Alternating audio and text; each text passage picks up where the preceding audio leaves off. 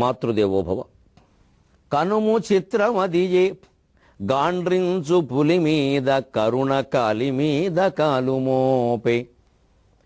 కరుణ చూచెనేని కనక దుర్గాదేవి, కరుణ చూచెనేని కనక దుర్గాదేవి, విశ్వమెల్ల నీకు విజయవాటి, విశ్వమెల్ల నీకు విజయవాటి. ఏబిఎన్ ఆంధ్రజ్యోతి ప్రేక్షక మహాశయులందరికీ నవజీవన వేదం అనే కార్యక్రమంలో 242వ భాగానికి స్వాగతం పలుకుతున్నాం. భగవంతుడు దైవాసుర సంపద్ విభాగ యోగంలో 16వ అధ్యాయంలో శాస్త్రం యొక్క ప్రాధాన్యాన్ని గురించి చెబుతున్నాడు. యశాస్త్ర విధిముత్సృజ్య వర్తతే కామకారతః నస సిద్ధిమవాప్నోతి నసుఖం న పరాం గతిం. ఇవాళ సాధారణంగా పిల్లల్లో ఒక అలవాటు బాగా పెరిగింది, ప్రతిదాన్ని విమర్శించడం, ప్రశ్నించడం. పూర్వకాలం విషయాలు ఏమైనా శాస్త్రాల పేరు మీద చెబితే అప్పుడు ఇవన్నీ ఏమిటి చాదస్తం. ప్రతీది శాస్త్రం, ప్రతీది చాదస్తం కాదు. నిజానికి చాదస్తం అనే మాట ఎలా వచ్చింది? ఛందస్సులంటే వేదాలు. కొంతమంది ఆ వేదం మాత్రమే చదువుకొని ఉండడం వల్ల ఎక్కడ వేద ధర్మానికి విరుద్ధంగా ప్రవర్తిస్తున్నామో ఆ వైదికమైన విషయాల గురించి అలాగే ఉండాలని ఆలోచించేవారు. వాళ్ళని ఛాందస్సులు అనేవారు. వాళ్ళ ప్రవృత్తిని ఛాందసం అనేవారు. ఆ ఛాందసం వికృతిగా చాదస్తమైంది పలకలేక. మనకి ఏదైనా విమర్శ చేయడంలో కూడా బద్ధకమేగా. అందుకని ఛాందసం అనడానికి చాదస్తం ఉండడం అలవాటు చేసుకున్నాం. ఛాందస్సులు అనడానికి చాదస్తులు అంటున్నారు. నిజమే, చాదస్తం పనికిరాదు. ఆధ్యాత్మికత ఎప్పుడు చైతన్యాన్ని బోధిస్తుంది, చాదస్తాన్ని కాదు. కానీ ప్రతి పని చాదస్తం కాదుగా. ఏ పని ఎలా చేయాలనేది ఒక శాస్త్రం చెబుతారు. మరి ఇంకా దాన్ని పట్టుకుని వేలాడి దాని లోతుల్లోకి వెళ్ళిపోయి దానికి ఏదైనా పొరపాటుని అటు ఇటుగా జరిగితే కంగారు పడిపోవడం తప్పు. అది వద్దు, అది మళ్ళీ తప్పే. అసలు ప్రతి శాస్త్రం మనుషుల సౌకర్యం కోసం ఏర్పడింది. మనుషులను భయపెట్టడానికి కాదు, బాధపెట్టడానికి అసలే కాదు. ఉదాహరణకి వాస్తు. ఈశాన్యంలో బరువు పెట్టద్దన్నారు. ఈశాన్యం ఈశ్వరుడు దిక్కు. ఈశ్వరుని మనం చేరుకోవాలంటే, మోక్షం పొందాలంటే ఉన్న బరువులు తగ్గించుకోవాలి, బాధ్యతలు తగ్గించుకోవాలి. ఆ బరువులు బాధ్యతలు ముందు అక్కడ భౌతికంగా బరువు లేకపోతే మానసికంగా కూడా బరువు తప్పుతుంది. ఇది దాని రహస్యం. దీన్ని తెలుసుకోవాలి, ఇందుకోసం చెయ్యాలి. ఇంకక్కడ ఏదో పొరపాటుని ఏదో పెట్టాము అంటే కొంపలు అంటుకుంటాయని భయపడకూడదు. ఏం పెట్టినా నష్టమేం లేదు. అలాగే తూర్పుగా తిరిగి చేయమన్నారు ఏదైనా పూజ చేసిన. ఎందుకు? తూర్పు ఇంద్రుడు దిక్కు, ఇంద్రుడు వైభవం వేస్తాడు, అది పక్కనెట్టండి, అది అలా అట్టి పెట్టండి. అది నమ్మకమే అనుకుందాం పోనీ. అసలు భారతదేశాన్ని తూర్పు దేశం అని పేరు కదా. ఆసియా ఖండం ఎక్కడుంది? తూర్పుగా ఉంది. తూర్పు దేశాల్లో భారతదేశం ప్రధానమైంది. మనకి సూర్యుడు ముందు ఉదయించేదే మన దగ్గరే. మన దగ్గర ఇంకా ముందు కొద్ది దేశాలు ఉదయిస్తాడు, ముందు మనకే వస్తాడు, తర్వాత అమెరికా కడతాడు. ఆ కిరణాలు మనం తూర్పు వైపు తిరిగి కూర్చుంటే మనం పుస్తకం చదువుకున్నా, పూజ చేసుకున్నా, ఏం చేసినా కిరణాలు నేరుగా పడతాయి. మనం ఇవాళ లైట్ వెలిగించుకున్నా కూడా పుస్తకం చదివే పుస్తకం మీద లైటింగ్ కిరణాలు పడాలి, మీ కళ్ళ మీద కాదని చెప్తున్నారా లేదా? ఫోటో తీయాలి అంటే లైట్కి ఎదురుగా ఉన్న ఆ కిరణాలు మీ మీద పడితే తీస్తాం అని అంటున్నావా లేదా? లైట్ దగ్గరే మనం ఉంటే లైట్ పడుతుంది, ఫోటోలో మనం పడవు, మనం లైట్గా పడతాం. ఇందుకోసమే తూర్పు. ఇది శాస్త్రం. ఇది ఒకవేళ ఏ చలికాలంలోనో ఎప్పుడైనా ఇంక మన ఇంట్లో మనం కూర్చుని పూజ చేసుకునే చోట తూర్పుగా ఉంటే సరిగ్గా కనపడక పొరపాటున కొంచెం ఇలా తిరిగితే, కొంచెం కిటికీ తీస్తే కనపడి తిరగండి, పర్వాలేదు, ప్రమాదం ఏం జరగదు. అంతేగాని ఇంకా కాళ్ళు నొప్పిరెట్టినా సరే, వెళ్తురు రాకపోయినా సరే, 100 చూపులేట్లు వేసైనా సరే ఇలాగే కూర్చో, అది చాదస్తం. ఎందుకంటే నువ్వు దక్షిణంగా తిరగడం వల్ల వచ్చే నష్టం, దోషం కంటే ఈ లైట్లు వేయడం వల్ల వచ్చే నష్టం ఎక్కువ. మనకు కాదు, సమాజానికి కూడా. పర్యావరణం మొత్తం పాడవుతుంది. విద్యుత్తు చాలా తక్కువగా వాడాలి, అత్యవసరమైతేనే వాడాలి. ప్రత్యవసరానికి విద్యుత్తు వాడకూడదు, అత్యవసరానికి వాడాలి. ఇవాళ ప్రత్యవసరానికి వాడుతున్నాం మనం. కాస్త వంగి తుడుచుకోవడానికి బద్ధకం కరెంటు చీపు అదొకటి వచ్చింది, 5,000 6,000. దానికి పెద్ద డిమాన్స్ట్రేషన్, ఏదో పెద్ద భరతనాట్యం లాగా. దానికి 16 గొట్టాలు, 36 గొడుగులు. దాంట్లో మళ్ళీ ఏమంటాడు, ఆ మూల పూజకు ఒక గొట్టం ఉంటుందండి, ఈ మూలకు ఒక గొట్టం ఉంటుందండి, మొగుడుకు ఒక ఇంత ఎన్ని గొట్టాలని ఎక్కడ, ఈ గొట్టాలని ఎక్కడ పెట్టాలి? అసలు ఇది తీసుకుని ఆ గదంతా తొడవడానికి ఉండదు. ఎందుకంటే అదే ఉంటుంది ఇంత పెద్ద ఆంబోతులాగా. అంతకంటే కాస్త వంగి చీర కొంగు కాస్త బొడ్లో దోపుకొని ఈ చిపురుగడ్డ పట్టుకుని ఊడిస్తే అయిపోయాయి. ఒక దెబ్బ వంగం శుభ్రంగా శరీరానికి వ్యాయామం. పావు గంట సేపు వంగిని ఊడిస్తే ఎందుకండి అనవసరంగా వ్యాయామాలు ఆసనాలు జిమ్ అంటారు. 2000 పెట్టి జిమ్ కడతారు కానీ చీపురెట్టి ఓడవరు. నమశివాయ. ఇందుకే శాస్త్రవేత్త ఎందుకు చెప్పారు పొద్దున్నే కళ్ళాపు చల్లుకోవాలి, ముగ్గేసుకోవాలి, ఇవన్నీ చేస్తే ఆడవాళ్ళకి పొట్ట పెరగదు, బుద్ధి పెరుగుతుంది. కానీ ఇప్పుడు పొట్ట పెరుగుతుంది, బుద్ధి పెరగట్ల. ఇది శాస్త్రవిధి. అది శాస్త్రం ఎప్పుడు మన సౌకర్యం కోసమే చెబుతుంది, మన ఆరోగ్యం కోసం. అందుకని దేవుడు పూజ చేసినా, వాస్తు అయినా, జాతకమైనా ఏదైనా శాస్త్రమే. ఉగాది నాడు జాతకం తెలుసుకుంటాం. శాస్త్రం జ్యోతిష్ శాస్త్రం, ఖచ్చితంగా ఖగోళ శాస్త్రం. అష్టగ్రహాలు, నవగ్రహాలు, అష్టగ్రహ కూటమి, అతివృష్టి, అనావృష్టి. అసలు మన దేశంలో ఎంత గొప్ప జ్యోతిష్ శాస్త్రం. పూర్వం రైతులు ఎలా చెప్పేవారంటే చంద్రుడు చవితినాడు చంద్రుడు ఏదో ఇలా ఉన్నాడు అనుకోండి, చిన్న రేకులాగా. ఆ కొమ్ము, ఈ కొమ్ము, ఆ కొమ్ము ఉన్న విధానాన్ని బట్టి పండితులు, రైతులు కూడా ఏ పంట పండుతుందో ఏ పంట పండదో చెప్పేవారు. ఇది ఇలా ఉంది అంటేనండి జొన్నలు పండుతాయండి, రాగులు పండవండి. దాన్ని బట్టి పంట వేసుకునేవారు. ఉగాది నాడు చెప్పే జాతకాలను బట్టి రైతులు వేసుకుని అప్పుడు ఎప్పుడూ ఇబ్బంది కలగలేదు. ఇంత గొప్పగా ఉపయోగించుకోవలసినటువంటి శాస్త్రాన్ని మనం వ్యక్తిగత జాతకాల కోసం పరిమితం చేసేసి నాకేం జరుగుతుంది, నాకేం జరుగుతుంది, ఏమిటి జరిగేది, నువ్వు ఏమన్నా లాల్ బహదూర్ శాస్త్రివా, జవహర్లాల్ నెహ్రూవా, సర్దార్ పటేల్వా, నీకు ఏం జరిగితే ఏమిటట. మన స్వార్థం ఎంతసేపు మనకేం జరుగుతుంది, మనం ఏమవుతాం, దేశమంతా ఏమైపోయినా మనకు అక్కల. అయ్యో పంటలు పండుతాయా లేదా, రైతులు ఏమైపోతారు, రోజు 4 చచ్చిపోతున్నారే రైతులు. మనకి మనం అన్నం ఎలా తింటున్నామండి, వాళ్ళు అన్నం పెడితే కదా మనకు అన్నం వచ్చింది. వాళ్ళ ఆత్మహత్యల వార్తలు వింటూ అన్నం ఎలా తింటున్నామండి. ఇవి ఆలోచన చేయాలి. యస్ శాస్త్ర విధి ముత్సృజ్య వర్తతే కామకారత. సమస్త శాస్త్రాలు, జ్యోతిష్ శాస్త్రం, వాస్తు శాస్త్రం అన్ని మన సౌకర్యం కోసం, మనకి ప్రశాంతమైన జీవనం ఏర్పాటు చేయడం కోసం పుట్టే. మనము స్వార్థం పెంచుకుని భయపడడం కోసం కాదు. వర్తతే కామకారత. శాస్త్రం స్పష్టంగా ఎలా చేయాలని చెబుతున్నా సరే దాన్ని చెయ్యకుండా కామకారత, ఇష్టం వచ్చినట్టుగా ఎవడు చేసుకుంటూ పోతాడో నస సిద్ధిమవాప్నోతి సహా సిద్ధిం నా ఆప్నోతి. వాడెప్పుడూ ఆ కార్యం సిద్ధిని పొందలేడు. అంటే పుణ్యలోకాలు సద్గతులు కాదు సిద్ధి అంటే. ఆ కార్యం ఫలించదు. దాన్ని ఎందుకోసం చేయాలో అందుకోసం చేయకపోతే ఎలా ఫలిస్తుందండి. దాని పద్ధతిగా ఇప్పుడు విద్యాభ్యాసం ఉంది. ఉదాహరణకి శాస్త్రం అంటే చెప్తే ఒక పుస్తకం పెట్టారు. పుస్తకంలో 20 పాఠాలు ఉన్నాయి. 20 పాఠాలు చదవాలి.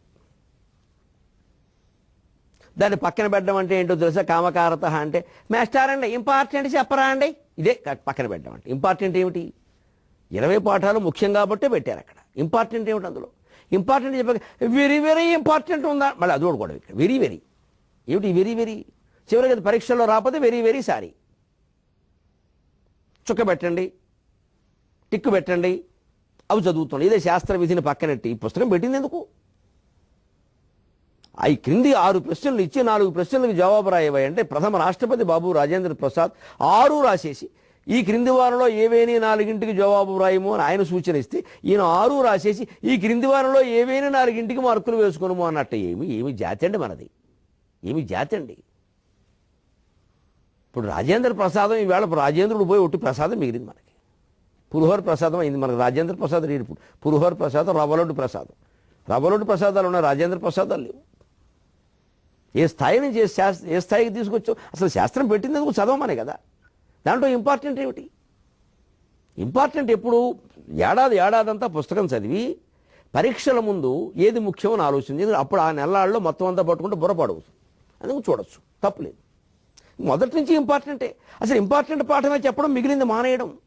చివరికి విద్యా వ్యవస్థలో జరుగుతున్నది ఏమిటి, ఇటీవల ఎన్సీఈఆర్టీ వాళ్ళు, ఎస్సీఈఆర్టీ వాళ్ళు తెలంగాణ రాష్ట్రంలో పరిశీలన చేసి మొత్తం చెప్పిన విషయం, అసలు పాఠాలు చెప్పడం అనేది 3 నెలలకే అయిపోతుంది. ఇది ప్రైవేటు పాఠశాలలో, కార్పొరేట్ పాఠశాలలో, ప్రభుత్వం కాదండి. ప్రభుత్వ పాఠశాలలు ఎలా ఉన్నాయని మనం అనుకుంటున్నాం కదా, అంతకంటే ఘోరంగా ఉన్నాయి ప్రైవేటు. వీళ్ళు వేలకు వేలు ఫీజులు వసూలు చేసి, డొనేషన్లు వసూలు చేసి, ఏసీ బస్సులు పెట్టి, బూట్లు పెట్టి, వేలకు వేలు ఖర్చు పెట్టించేసి మన చేత చేస్తున్నది దొంగ నాటకం ఆడుతున్నారు. మొత్తం అనుమానమే లేదు నాకు, మొత్తం దొంగ నాటకం. ఎవరో 10 మందికి మంచి మార్కులు వస్తాయి, 90 మంది నాశనం అయిపోతున్నారు. అక్కడ జరుగుతున్నది ఏమిటంటే 45% మంది విద్యార్థులకు తెలుగు రాయడం రాదు, 50% మంది విద్యార్థులకు ఇంగ్లీషు రాదు.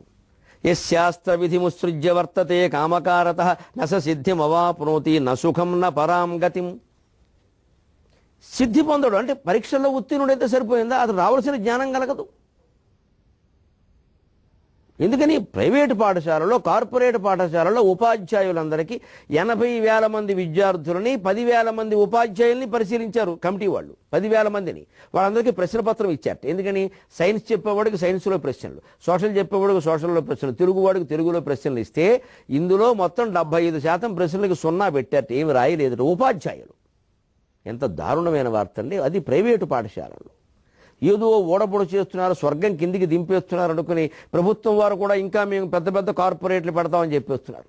ప్రభుత్వ పాఠశాలలోనే ఉత్తమ ఉపాధ్యాయులు ఉన్నారు, ఇప్పటికి కూడా బ్రహ్మాండమైన వాళ్ళు ఉన్నారు. వాళ్ళు సరిగ్గా చెప్పే పరిస్థితులు అక్కడ కల్పించి సరిగ్గా చెప్పే విధంగా పరిశీలన కూడా చేస్తే బ్రహ్మాండంగా ఉంటుంది వ్యవస్థ. వాళ్ళకి ఎలాగో 100 కోట్ల రూపాయల జీతాల పేరు మీద పోతున్నాయి, దాన్ని పరిష్కరించుకోవాలి.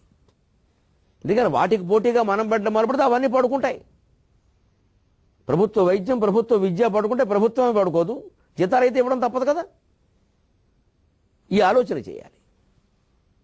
శాస్త్ర విధిని ఎందుకు పక్కనెడుతున్నారు, శాస్త్రాలు ఎందుకు పెట్టారు, పుస్తకాలు ఎందుకు పెట్టారు, పూర్తిగా చదవకుండా 9 నెలలు పాఠం చెప్పాల్సిన చోట కార్పొరేట్ పాఠశాలలో 3 నెలలే ఎందుకు చెబుతున్నారు? నా మటుకు నాకు నేను పనిచేసిన వాడినే కార్పొరేట్ కళాశాలలో ఈ దుర్మార్గం భరించలేక నేను వదిలేశాను ఉద్యోగం. నేను చెప్పలేను అలాగా. 3 నెలల్లో సిలబస్ అయిపోయింది. పైగా అందులో కూడా ఘోరం ఏమిటంటే తెలుగు, హిందీ, సంస్కృతం చెప్పనివ్వరండి. మ్యాథ్స్, ఫిజిక్స్, కెమిస్ట్రీ వీళ్ళ పీరియడ్లు కూడా వాళ్ళకి వేసేయడం. వాళ్ళకి పురుళ్ళు, వీళ్ళకి పీరియడ్లు. ఇక్కడ తెలుగు అక్కర్లేదా? మరి మనిషి ఎలా బతుకుతాడు? నీతి ఎలాగా, ధర్మం ఎలాగా? ఇది ఆలోచన చేయాలి. నసిద్ధిమవాప్నోతిన సుఖం నా పరాంగతం. ఈ లోకంలో సుఖం పొందడు, పరగతి ఉండదు. విద్య సరిగ్గా రాకపోతే లోకంలో ఉద్యోగం ఎక్కడా, సుఖం ఎక్కడా, జీవితాన్ని ఎలా గడుపుకుంటాడు, ఆందోళన నుంచి ఎలా తప్పించుకుంటాడు? విద్యావంతుడు అయితే కదా తప్పించుకునేది. ఇది లేకపోగా అసలు ఈ విద్యే కాదు. నిజానికి వేదాంత శాస్త్రం ప్రకారం ఇది అవిద్య. అసలు విద్య ఆత్మవిద్య. ఆత్మవిద్య, మహావిద్య, శ్రీ విద్య, కామసేవిత. ఇదంతా ఊరికే కామసేవిత. ఆత్మవిద్య ఎలా పొందుతాడు? అసలు విద్య పొందనవాడు. మొత్తం నా పరాంగతి, అందుకని పరాగతిని కూడా పొందలేడు. దీనికి పరిష్కారం ఏమిటి అంటే ఈ దారుణమైనటువంటి పాతకాలని మనం భగవంతుడి ముందు ఒప్పుకుని చెంపలేసుకుని క్షమాపణ కోరాలి. ఆయన ఏదో చేశాం, నేను ఉపాధ్యాయుడినో, విద్యార్థినో, రాజకీయ నాయకుడినో, డాక్టర్నో, యాక్టర్నో, ఏదో ఒక పాత్ర అందరికీ ఉంది. నా పాత్రకి నేను అన్యాయం చేశాను, ఇక నుంచి నేను న్యాయంగా ఉంటాను, నాకు బుద్ధి వచ్చింది అని బయట ఎక్కడో పత్రికల వారు ముందు చెప్పక్కల పరమేశ్వరుడు ముందు, రామచంద్రమూర్తి ముందు, దాశరథి కరుణాపయోనిధి అని ఆయన ముందు పాపాలు ఒప్పుకోవాలి. ఎందుకంటే రాముడు రాజైన దేవుడు. రాజైన వాడు ఎప్పుడు పరిపాలన బాగుండాలి, ప్రజలు బాగుండాలని కోరుకుంటాడు. రామా, నువ్వు పాలించిన రాజ్యాన్ని మేము సాధిద్దామంటే మాకు సాధ్యమే కావడం లేదయ్యా, మా పాపాలు క్షమించు తండ్రి అని భద్రాచల రామచంద్రుని ముందు ఏడవాలి. మనం ప్రజలు సహా, ప్రభుత్వ నాయకులు సహా దుఃఖించాలి, తప్పదు. మన తప్పును మనం ఒప్పుకోవాలి. అన్ని వ్యవస్థల్ని మనం నిర్వీర్యం చేసేసాం. దానికి ఇప్పుడు రామచంద్రుడే దిక్కు, భగవంతుడే దిక్కు. ఆయన వచ్చి దిగి బాగు చేయాలి, ఇంకెవడు బాగు చేసేది కనపట్టలేదు ఇక్కడ. దారుణ పాతక అబ్ధికి సదా బడబాగ్ని. పరమేశ్వరుని యొక్క దయ. రామచంద్రమూర్తి ఎటువంటి వాడంటే దారుణ పాతకాబ్ధికి సదా బడబాగ్ని భవాకులార్తి విస్తార దవానలార్చికి సుధారస వృష్టి.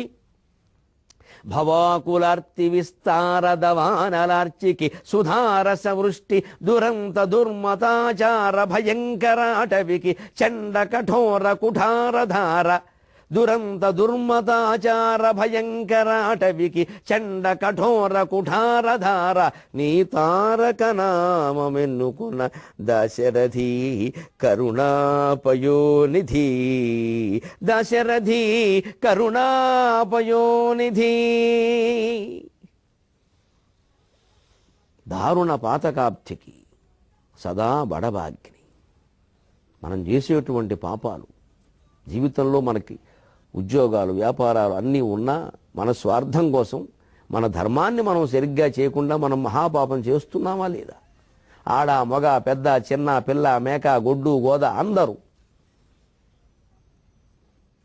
ఈ పాతకాలన్నీ సముద్రంలో ఎన్ని జలబిందువులు ఉన్నాయో అన్ని పాపాలు మనవి. ఇది పోవాలంటే రామచంద్రమూర్తి యొక్క శరణాగతి, రామనామం మనస్సులో నిరంతరం తలుచుకుంటూ ఉంటే ఒకనాటికైనా మారుతాం. అయ్యో రాముడు తలుచుకుంటున్నాం, పాపాలలో చేస్తాం. రామ అంటూ పాపం చేయించా. రామనామ జపన పరాయమాల అపన అని హిందీలో ఉందో మాట.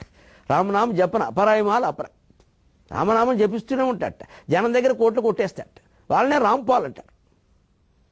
రామనామ జపన పరాయమాల అపన రాంపాల్. సరిపోయింది కదా. ఆ స్థితిలో వెళ్ళిపోతామండి అందరం. దారుణమైన మనం చేసినటువంటి పాపాలన్నీ దారుణమైనవన్నీ సముద్రం లాంటివైతే రాముని నామం, రాముని చరిత్ర, సీతారాముల కథ వినుడు వినుడు రామాయణ గాథ, అది దాని పాలిటి బడబాగ్ని. ఎంత పెద్ద సముద్రాన్ని చూడండి, భగవంతుడు ఎంత గొప్పవాడో. సముద్రం గడ్డకట్టుకుపోకుండా ఉండాలంటే ఎంత చలికాలంలో కూడా దాని లోపల ఎప్పుడూ నిప్పు ఉండాలి. ఆ నిప్పే బడబాగ్ని. అంతేకాదు, సముద్రం భూమిని మీదకి పొంగి పొర్లిపోవడం లేదు అంటే బడబాగ్ని కారణం. అప్రయత్నంగా ఉంది అందులో బడబాగ్ని. భగవంతుడు సృష్టిలో విచిత్రం చూడండి. ఏది ఎక్కడా దెబ్బతీయకూడదు, ఉండాలి, వస్తువు ఉండాలి, దెబ్బతీయకూడదు, నష్టం కలగకూడదు, మనిషి వల్ల లాభం కలగాలి. మనం ఒక్కళ్ళవే అలా అలా ఉండని వాళ్ళు.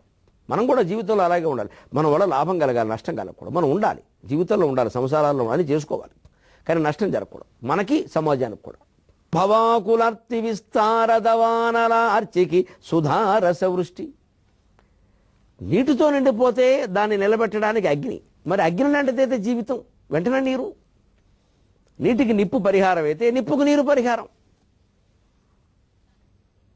అదే ఇప్పుడు ఇందాక నీటితో పోల్చి నిప్పుతో పరిహారం చేశాడు. రామనామం నిప్పు అన్నాడు, ఇప్పుడు నిప్పుతో పోలుస్తున్నాడు. రెండు రకాల కవిత్వం గొప్పతనం అది. ఎలాగైనా పోల్చగలగాలి. కవి ప్రతిభ అంటే అది. కావ్యగత శతాంశముల యందు శతాంశము 99 పాళ్ళు కవి ప్రతిభలోనో రెండునో అన్నారు.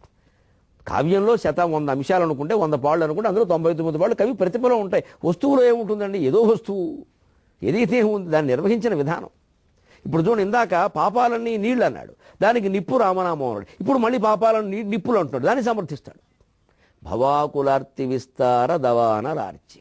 ఈ జీవితం కోసం భయంకరంగా విస్తరించుకునే వ్యాప్తి కోసం ఓ బ్రాంచీలు పెట్టేసి, శాఖలు పెట్టేసి, దేశమంతా నేనే తిరిగేసేసి, మళ్ళీ దాంట్లో రాజకీయాల్లో చేరిపోయినా నా గొడవ చేసేసి మొత్తం ఇంత చేస్తున్నామే. ఇదంతా ఒక దావానలం, అగ్ని, అడవిని కాల్చి అగ్ని.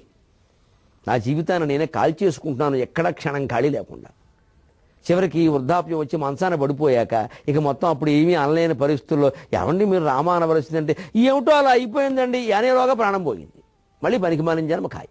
దారుణ పాతకాగ్నికి సదా బడబగ్ని భవాకులర్తి విస్తారదవానలార్చికి సుధారస వృష్టి దురంత దుర్మతాచార భయంకరాటవికి చండ కఠోర కుఠారధారణీ తారక నామమెన్నుకున్న దశరథి కరుణాపయోనిధి. జీవితం అనేది దానికోసం చేసే పాపాలనే ఒక దావాగ్ని, అడవిని కాల్చే అగ్ని అయితే సుధారస వృష్టి, దాని మీద అమృత వర్షం కురిసినట్టు అవుతుందయ్యా నీ నామం జపిస్తే. పాపాలన్నీ పోతాయి. అంత పవిత్రమైంది నీ నామం, పరమపావన నామ.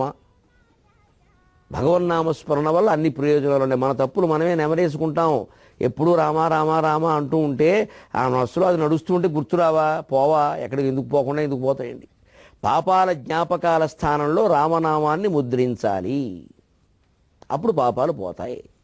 జ్ఞాపకమే పాపం, అంతకంటే పుణ్యమైన జ్ఞాపకమే. పుణ్యం పోవడానికి కూడా సిద్ధంగా, మళ్ళీ పుణ్యం అనుభవించాలనకూడదు, తప్పు, అది స్వార్థం. పుణ్యం పాపం రెండూ పోవాలి. నాకు కావాల్సింది రామపాదం ఒక్కటే. త్యాగరాజస్వామిలాగే, రామదాసులాగే, బమ్మెర పోతరాజులాగే మనం కూడా రాజులు అవ్వాలంటే అంతే. అందుకని దానికి నువ్వు నీరు లాంటి వాడు. భవధావ సుధా వృష్టి, ఇదే మాట లలితా సహస్రంలో ఉంది. భవారణ్య కుఠారిక, అరణ్యమైతే అది కుఠార, అది ఇక్కడ చెబుతున్నాడు. దురంత దుర్మతాచార భయంకర అటవికి చండ కఠోర కుఠారధార. దురంతమైన దుర్మత ఆచారాలు, దుర్మార్గుల యొక్క పనులను ఒక అర్థం. ఏ దుర్మతాచారాలు లేవండి, జరగలేదండి. 12వ శతాబ్దంలో ఈ దేశంలో శైవులు వైష్ణవులు ఎంత భయంకరంగా కొట్టుకున్నారో తెలుసా. ఇవాళ ఏదో విదేశాల మతాల వాళ్ళు ఇచ్చారు, వీళ్ళు పెట్టారు చిచ్చు. ఎవరూ పెట్టకముందు మనమే చిచ్చెట్టుకున్నాం. అసలు ఈ చిచ్చు మనిషిలోనే ఉంది. ముస్లింల్లోనూ, హిందువుల్లోనూ, క్రైస్తవుల్లోనూ, నాస్తికుల్లోనూ లేదు. చిచ్చు మనిషి గుండెల్లో ఉంది, నీ గుండెల్లో ఉంది, నా గుండెల్లో ఉంది. ఈ చిచ్చుకు రామనామమే వర్షం. భయంకరం కొట్టుకున్నారండి. ముద్రలు వేశారు, ఎక్కడ జారిపోతారో అని. తాతాచార్యులు గారిని కృష్ణదేవరాయల ఆస్థానంలో ఉండేవాడు. ఒకరిని పిలవడం, కొర్రు కాల్చి శంఖం చక్రం ఇనప శంఖం ఇనప చక్రాలు పెట్టుకుని వాటిని కాల్చి ముద్రలు వేసేవారు. వీడు వైష్ణవుడు, ఇంకా చచ్చినా మారడానికి వాడు శైవుడుగా ఉంటే నష్టం ఏమిటి? ఎందుకు మార్చాలి? వాడు మారిపోతాడేమో అని బెంగ, లేకపోతే ఈ ముద్రలు వేయడం ఏంటంటే మనుషులను ఒంటి మీద కాలుస్తారా? చేశారు. చక్రవర్తులు ప్రోత్సహించారు, చూస్తూ ఊరుకున్నారు, జరిగాయి ఏ దురంత దుర్మతాచారాలు. ఇంకా గృహదహనాలు. ఎవరైనా విష్ణువుని కీర్తిస్తూ గ్రంథం రాస్తే శైవులు వెళ్ళి ఆ ఇల్లు అంటించేశారు, తాటాకు పుస్తకాలు అంటుకుపోతాయి. అలాగే శివుణ్ణి కీర్తిస్తూ శివుడే దేవుడు అని ఎవరైనా రాస్తే వైష్ణవులు వెళ్ళి వాడిళ్ళు అంటించేశారు. ఇది చివరికి ఎంత చమత్కారాలు విచిత్రంగా ఇంకా జరిగాయి అంటే, ఎవరో వైష్ణవులింటికి మన వైష్ణవుడు ఒక ఆయన భోజనానికి వచ్చాడు. సరదాగా చెబుతారు ఒక విషయం. బియ్యంలో రాళ్ళు వస్తాయి కదా, ఆ రాళ్ళు వస్తే బయట పారేస్తాం కదా, అన్నంలో వస్తే ఈయన రాళ్ళు కూడా మింగేస్తున్నట్టు. ఎందుకయ్యా రాళ్ళు మింగేస్తున్నాం అంటే, ఓ లింగం చచ్చినా చావడమే బయట చెబుతున్నారు శివభక్తులు. ప్రతి రాయి శివలింగం అని చెప్పేట ఎవడో బైకులో. ప్రతి రాయి శివలింగం అని వాడు చెప్తే అయిపోతుందండి? ఇవి నమ్మేశాడు దాన్ని. నమ్మేసి ప్రతి రాయి శివలింగమే, అందుకని వీలైన రాళ్ళు నేను నవిలేస్తాను. అంత కోపమా శివుడి మీద? అంత ద్వేషం అవసరమా? నమ్మి అలా నమ్మేశాడు. ప్రతి ఓలింగం చచ్చినా చావడమే అని మింగిసేట, నవిలేసేట. అలాంటివన్నీ వచ్చాయి. ఇంకా విచిత్రమైన చమత్కారాలు ఉన్నాయి చెప్పాలంటే. ఒక ఊళ్ళోకి భిక్షాటనకి వెళ్ళేవాళ్ళు కూడా ఆ ఊరు ముందుకు వెళ్ళేవారు, పులిమేరలోకి వెళ్ళి అక్కడ చెరువు ఉంటుందిగా, ఊరు పులిమేరలో చెరువు ఉంటుంది ఖచ్చితంగా. అందుకే బాటసార్లు అక్కడికి వచ్చి స్నానం అది చేస్తారు. ఊళ్ళో ఎవరు చేస్తారు మరి? స్నానం చేసి అక్కడ బట్టలు మార్చుకుని అప్పుడు పెడతారు ఊళ్ళోకి ఎవరైనా. అక్కడ చెరువులో స్నానం చేసి ఆ గట్టు దగ్గర కూర్చున్నట్ట వాడు బొట్టు పెట్టుకోలేదుట. వచ్చినవాడు భిక్షుకునికే వచ్చాడు, తెలుస్తోంది ఓ సన్యాసి వేషంలో ఉన్నాడు, బొట్టు పెట్టలేదుట, ఖాళీగా ఉన్నట్ట. ఇక్కడ 2-3 డబ్బాలు కనపడుతున్నాయి ఎదురుగా. వచ్చిన వాళ్ళు ఎవరో నీళ్ళకి వచ్చిన ఆడాళ్ళు ఎవరో, ఏమయ్యా నువ్వు ఎవరు ఇంకా బొట్టెట్లేదు, దాసరా జంగమా అన్నాడు. దాసరంటే విష్ణు భక్తుడు, జంగం అంటే శివభక్తుడు. మరి బొట్టు పెడితే కానీ తెలియదు కదా. అడ్డ బొట్టు పెడితే జంగం, నిలువు బొట్టు పెడితే దాసరి. ఆ బొట్టు పెడితే వాళ్ళకి తెలుస్తుంది. అందుకని దాసరా జంగం అంటే వచ్చే ఊరిని బట్టి అన్నట్ట. అంటే ఊళ్ళో శైవులు ఎక్కువ ఉన్నారన్న విషయం మీరు చెబితే అడ్డబొట్టు పెట్టేస్తా, ఊళ్ళో వైష్ణవులు ఉన్నారన్న విషయం చెబితే నిలువు బొట్టు పెడతా. మీరు చెప్పడం కోసం చూస్తున్నా. ఇది జరిగింది కదండి. దాసరా జంగమా, ఏం బొట్టు పెట్టావా అంటే దాసరా జంగమా అంటే వచ్చే ఊరిని పెట్టిన సామెత. దాసరా జంగమా అంటే వచ్చే ఊరిని బట్టి అన్నట్టు. అంటే వాడికి సిద్ధాంతమేం లేదు, ఓ నమ్మకమేం లేదు, ఏది పడింది ఇక్కడ పొట్ట గడవాలి. ఇలాంటి చమత్కారాలన్నీ విచిత్రంగా జరిగాయండి.